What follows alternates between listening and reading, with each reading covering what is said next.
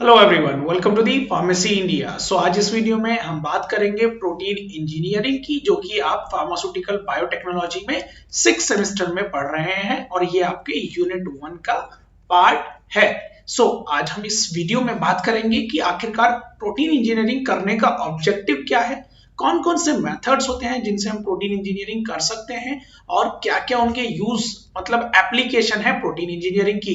चलिए वीडियो को स्टार्ट करते हैं और सबसे पहले हम जानते हैं कि आखिरकार प्रोटीन इंजीनियरिंग होता क्या है। देखिए, मैंने यहाँ पर जब भी बोला आपको प्रोटीन इंजीनियरिंग मतलब इस प्रोटीन पार्ट में कुछ ना कुछ मॉडिफिकेशन किया गया, या तो उसको कहीं ना कहीं उसको तोड़कर, कहीं ना कहीं उसके पार्ट को जोड़कर कहीं पर उसको मॉडिफाई किया गया, जिससे कि हमें उसका एक मेडिकल यूज मिल सके, मेडिकल एप्लीकेशन हमें मिल सके, कि हम उसको कहीं पर यूज कर सके।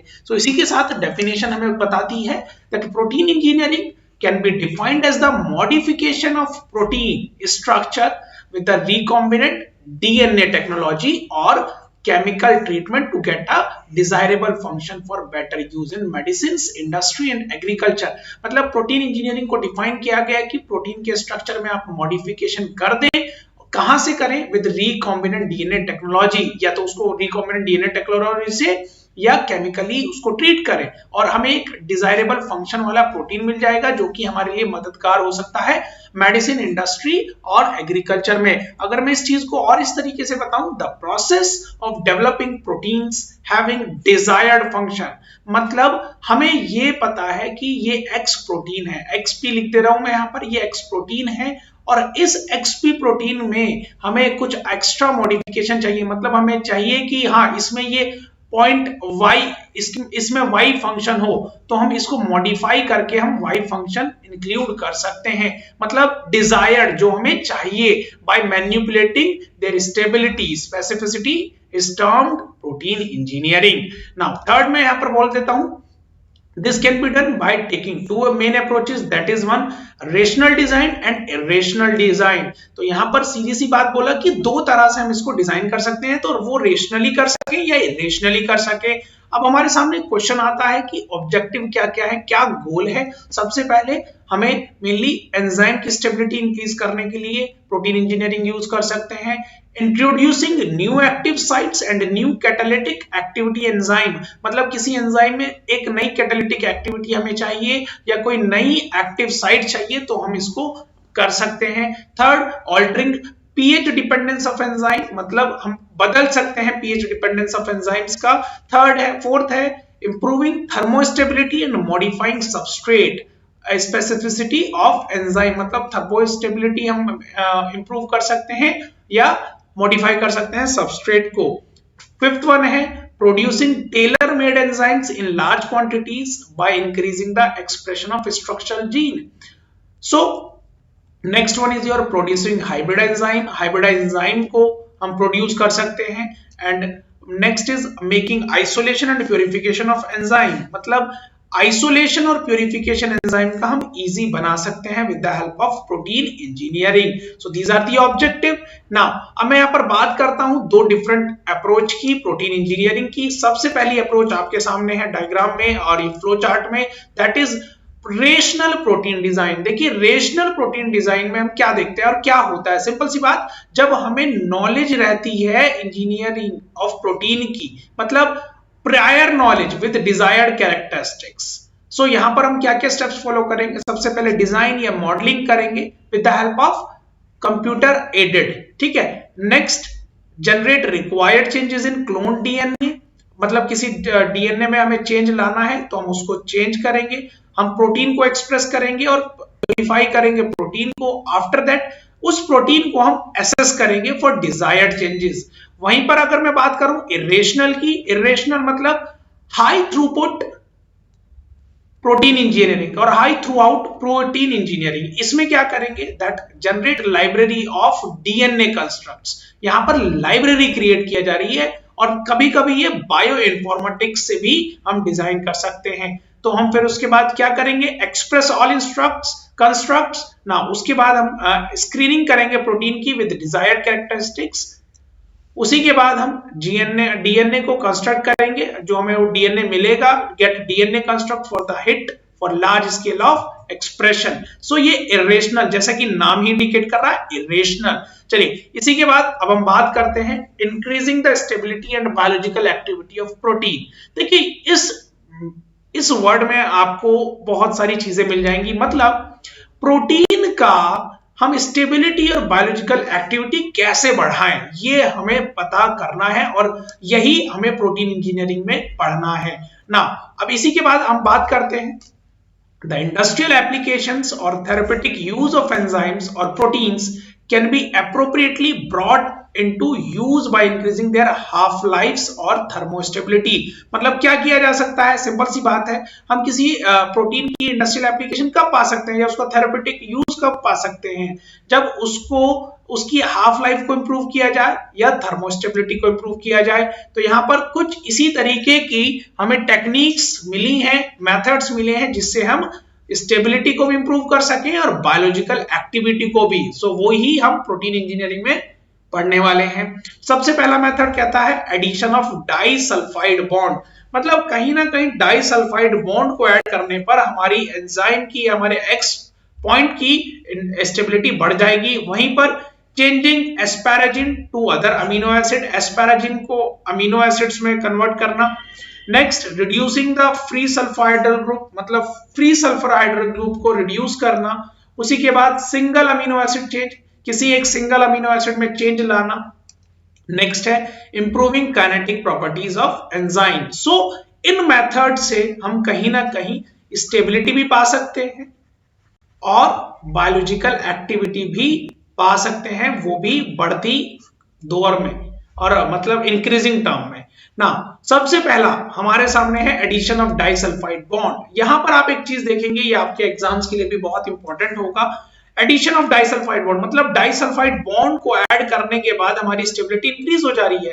तो यहां पर सिंपल सी बोला गया कि introduction of disulphide bond significantly increase the thermostability, मतलब डाइसल्फाइड बॉन्ड ऐड करने से हमारी थर्मोस्टेबिलिटी बढ़ जा रही है। वहीं पर बोला गया, देखिए जो डाइसल्फाइड बॉन्ड आप ऐड करेंगे वो डिस्टर्ब नहीं करेगा आपकी नॉर्मल फंक्शनिंग को, ठीक है। और यहां पर हमें जो न्यू प्रोटीन मिलेगा after the addition of disulphide bond, it does not unfold, वो हाई टेम्परेचर पर अनफोल्ड नहीं होगा और उसका इसी वजह से डीनेचुरेशन भी नहीं होगा। सो सिंपल सी बात यहां पर बोला गया था थर्मोस्टेबिलिटी। तो डाइसल्फाइड बॉन्ड को ऐड करने से हमारी थर्मोस्टेबिलिटी इंप्रूव हो गई है। वहीं पर that these features of the new protein facilitate the use of certain enzyme for industrial application, मतलब यही कुछ फीचर्स हैं जो नए प्रोटीन को थर्मोस्टेबल बनाते हैं।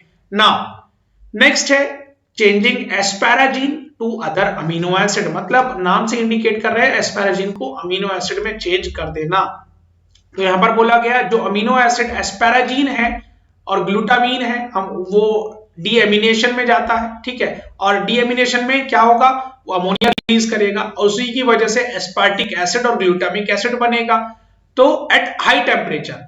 तो अब इसी चीज को करने के लिए हम क्या करेंगे, that these alteration are associated with changes in the protein folding and loss of biological activity. Triose phosphate isomerase. Now moving on to the next, that is reducing the free sulphur hydryl group. यहां पर इसमें क्या है, इसमें example है human beta interferon, जिसको हम mainly IFN beta भी बोलते हैं। अब इसमें क्या होगा, जैसे कि IFN बीटा है वो ई कोलाई में प्रोड्यूस हो सकता है bye genetic engineering and its antiviral activity was found to be only 10% of the original glycosylated form। तो अब इसमें हम क्या कर रहे हैं, अब यही प्रोसेस हमारा मदद करता है IFN बीटा के प्रोडक्शन में with increase stability and good biological activity. So यहां पर स्टेबिलिटी भी बढ़ी हुई मिली और हमें बायोलॉजिकल एक्टिविटी भी, और उसी के साथ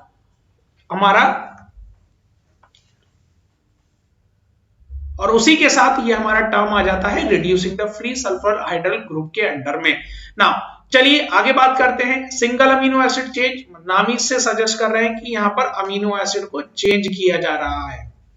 सो चलते हैं, now the example is alpha 1 antitrypsin. अब इसमें आपके सामने है दैट मिथ्योनिन को हम क्या करेंगे, रिप्लेस कर देंगे वेलिन से, ठीक है। और क्या करेंगे, न्यू एंजाइम हमें मिलेगा use for treating patients having genetic deficiency of alpha 1 antitrypsin. Clear है ना।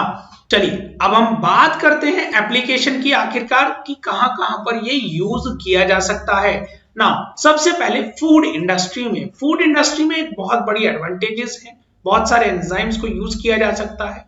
So, food industry makes use of variety of food processing enzymes such as amylases and lipases.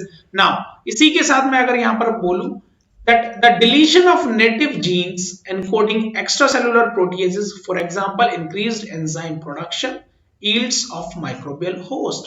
मतलब नेटिव जीन्स जो हैं किसी चीज के, अगर हम उसको डिलीट कर रहे हैं तो हमारा मेनली एंजाइम प्रोडक्शन बढ़ रहा है किसी चीज का। ये एक प्रोटीज के एग्जांपल को लेकर यहां पर बताया गया। अब मैं अगर प्रोटीजेस की ही बात करूं तो प्रोटीजेस कहां पर यूज हो सकता है, ये हमारा मेनली इन्फेंट फॉर्मूला में या मिल्क क्लॉटिंग और फ्लेवर्स में यूज किया जा सकता है due to its low allergenic content. और उसी के साथ में अगर बात करूं, ये हमारा डिटर्जेंट इंडस्ट्री में भी यूज किया जा सकता है for removing protein stains.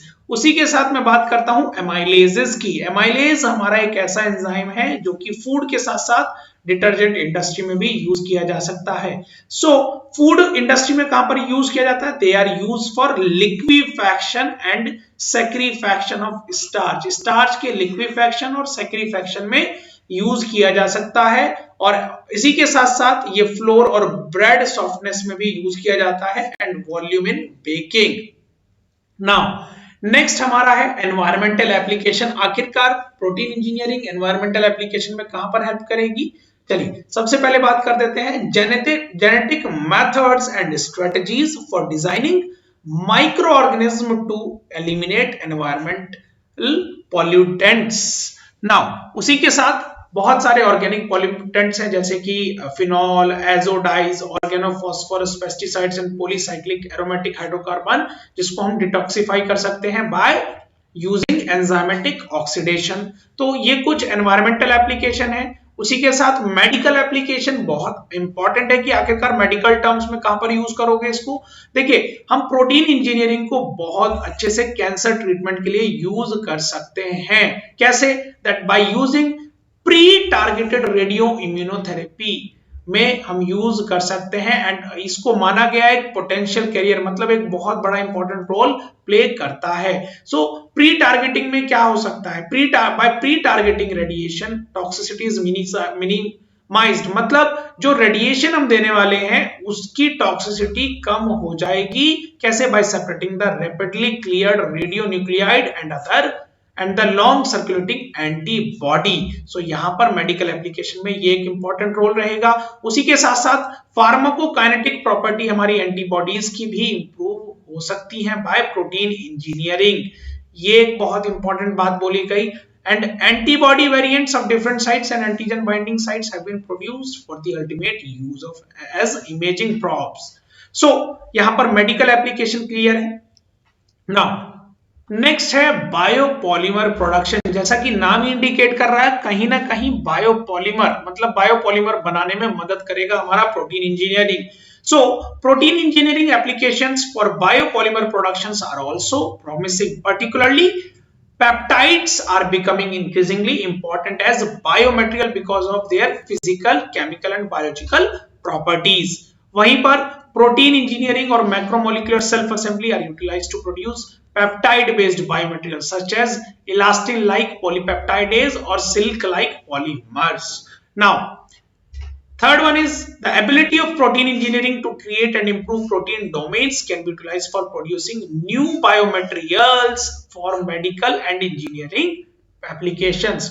So students, this is all about your protein engineering और आई होप आपके यूनिवर्सिटी एग्जाम के लिए बहुत इंपॉर्टेंट होने वाला है, क्योंकि एक क्वेश्चन ब्रीफ इंट्रोडक्शन से आ सकता है विद देयर ऑब्जेक्टिव्स। सो इसी तरह से बने रहिए। अगर आपने अभी तक pharmacy India YouTube channel subscribe नहीं किया तो subscribe it now for more latest updates and videos. Thank you.